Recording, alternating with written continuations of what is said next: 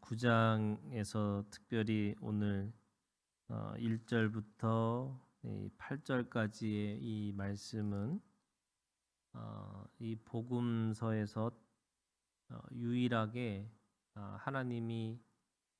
예수님이 하나님이신 것을 드러내는 사건이 오늘 이 말씀 속에 있습니다.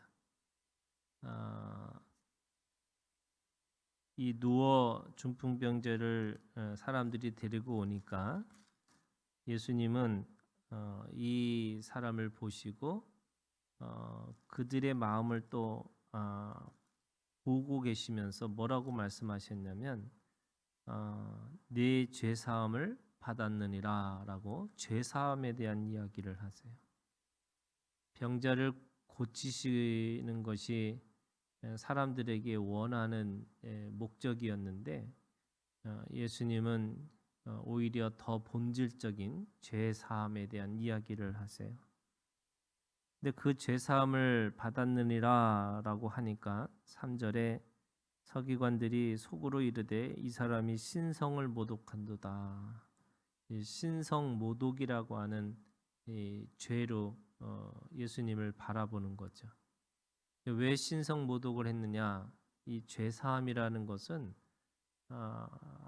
원래는 제사를 지내고 그 제사의 피를 다 그 죄로 덮어줘야지만 사실은 죄사함이라고 하는, 그러니까 이 구약의 시대로 얘기하면은 반드시 이 피의 제사를 드려야지만 죄사함을 받았다라고 이야기하는 거죠. 그러니까 율법대로 얘기하면은 제사를 드려야지만 그것이 온전한 죄사함의 방법이라고 생각을 한 겁니다. 그런데 그런 절차도 없이 죄사함을 선포하신 거죠. 이 죄사함을 선포했다는 것은, 제사도 없이 선포했다는 것은 딱 한 사람, 하나님밖에 없는 거죠. 그렇기 때문에 이 서기관들이 볼 때는 말씀에 비춰서 보면은 예수님은 이 신성 모독이라고 생각을 하게 된 겁니다. 근데 왜 그렇게 예수님은 그들에게 또는 그 병자를 향해서 병을 고쳐주시는 것보다는 왜 죄사함을 먼저 선포하셨을까? 4절에 보니까 예수께서 그 생각을 아시고 이르시되 너희가 어찌하여 마음에 악한 생각을 하느냐. 신성 모독이라고 하니까 그 생각을 악한 생각이라고 그걸 말씀하세요. 왜 악한 생각을라고 얘기했을까?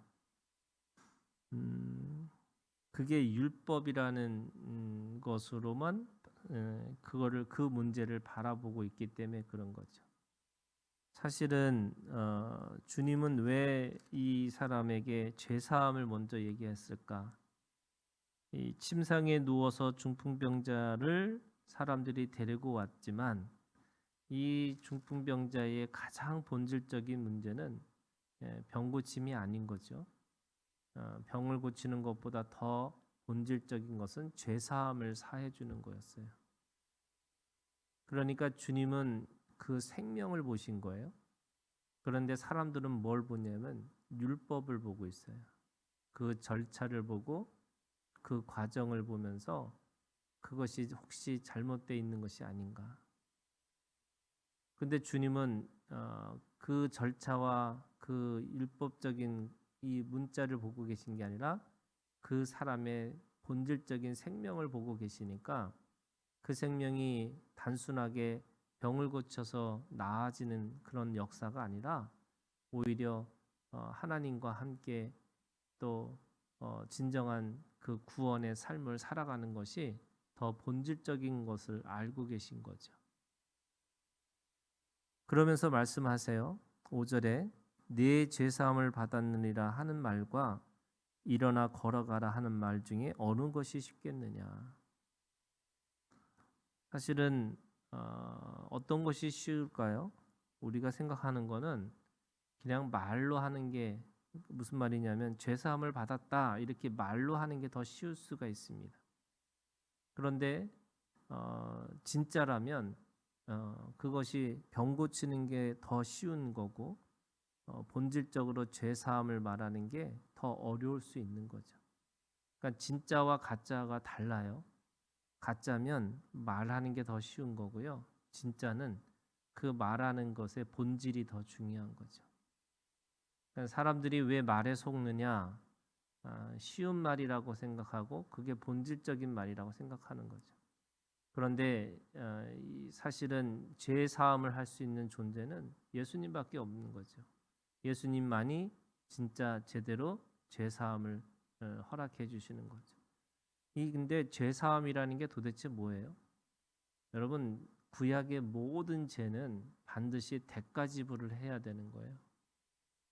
그러니까 죄 사함이라고 해서 제사도 없이 그냥 죄를 사해 주는 걸까?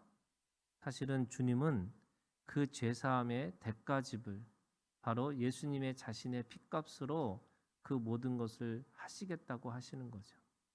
그러니까 사랑한다면 병을 고쳐주는 것보다 정말로 그 본질적인 그 영혼을 위해서 자신을 희생하고 자신을 드려지는 것이 더 본질적인 것이기 때문에 더 힘들고 어려운 것이라는 거예요.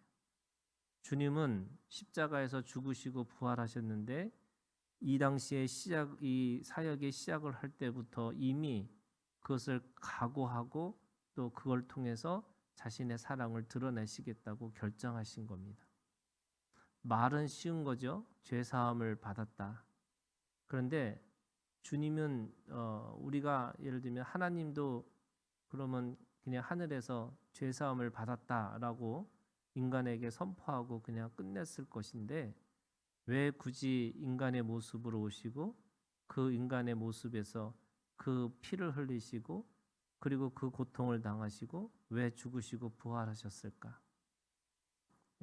그거는 인간이 가지고 있는 죄는 반드시 인간의 죄로 그것을 갚아야 되는 거고 그 인간의 죄라는 것은 말로 하는 것이 아니라 반드시 그 죄에 대한 대가 지불을 해야 된다는 거예요.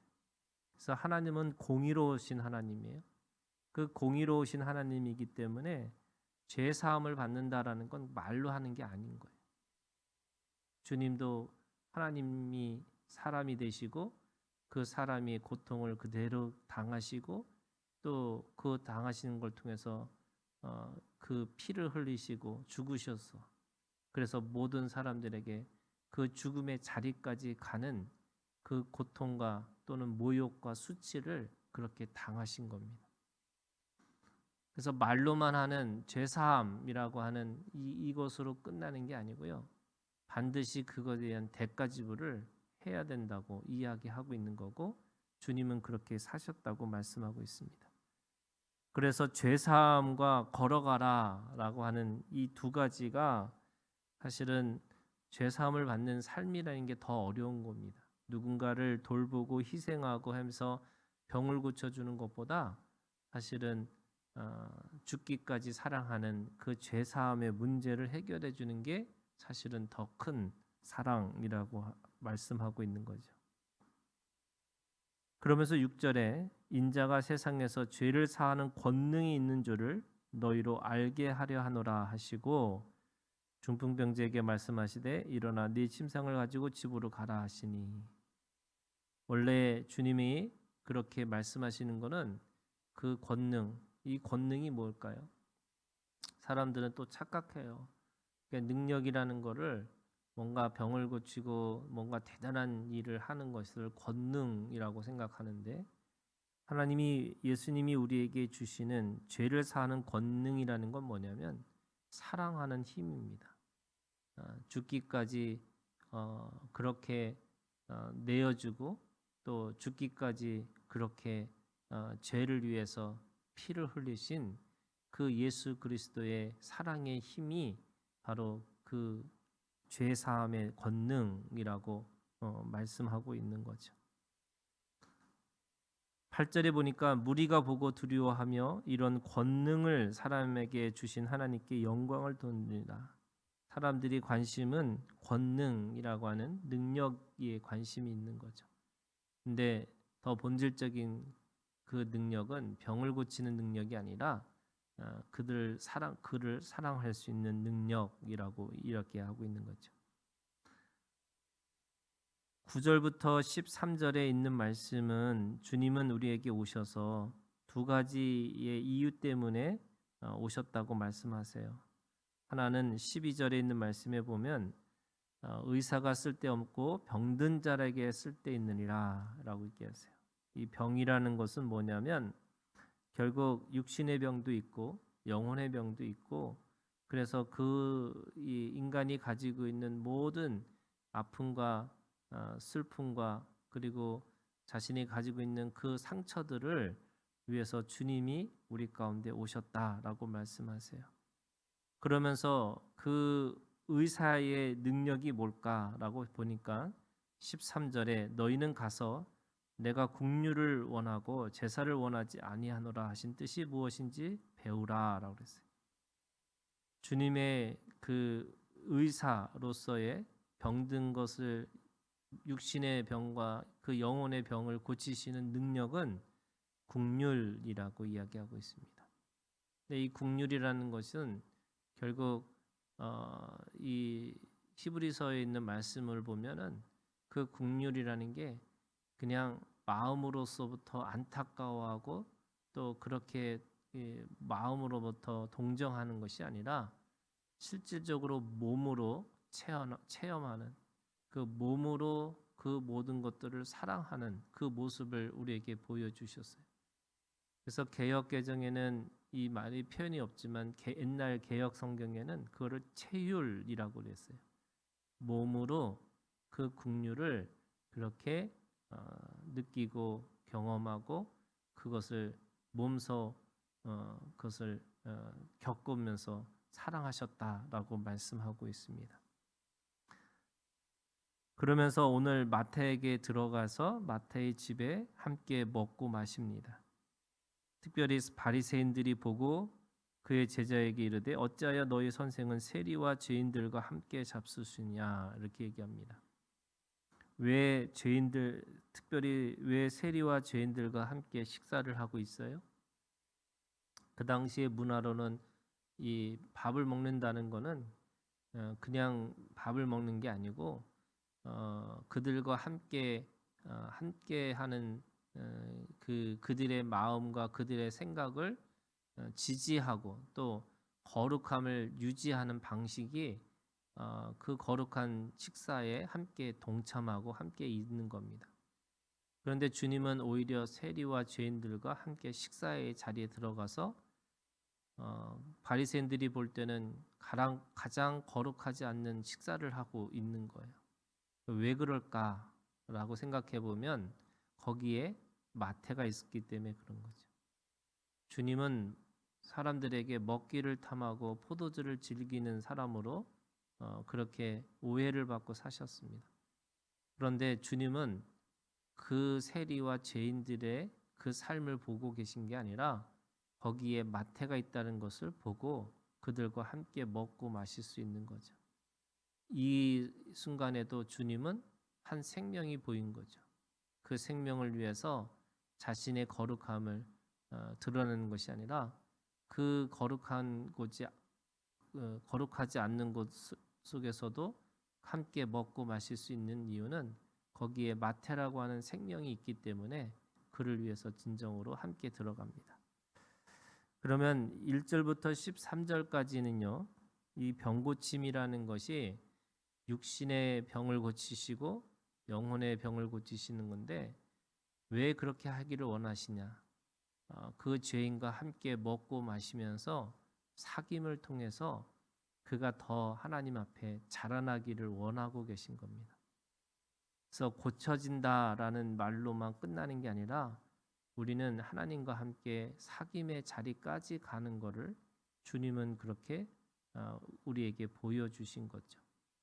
그래서 누군가가 주님 앞에 나아지고 또 회복되어지는 것뿐만 아니라 이 요한계시록에 보면은 주님이 두드리시는데 두드리셔서 뭐 하기를 원하시냐면 나와 함께 먹고 마시자고 함께 사귐의 자리까지 가기를 원하고 계시는 거죠.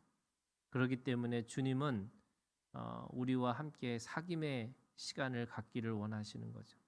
그래서 주님이 누구이신지 또 내가 누구인지, 그래서 하나님을 더 깊이 알아가서 아버지로 또 친구로 또 부부로 또 그렇게 더 하나님 앞에 친밀한 관계로 나아지기를 원하시는 것이 주님이 오신 목적이고, 진정한 치유와 진정한 회복은 하나님과 함께 있는 것이, 그것이 진정한 치유인 것을 몸으로 보여주신 겁니다. 오늘도 주님 안에서, 예수 그리스도 안에서 우리의 마음이, 우리의 몸이 회복되어지는 역사가 일어나기를 원하고, 또 주님과 함께 깊은 교제 가운데 살아가는 오늘 우리가 되기를 주님의 이름으로 축원합니다.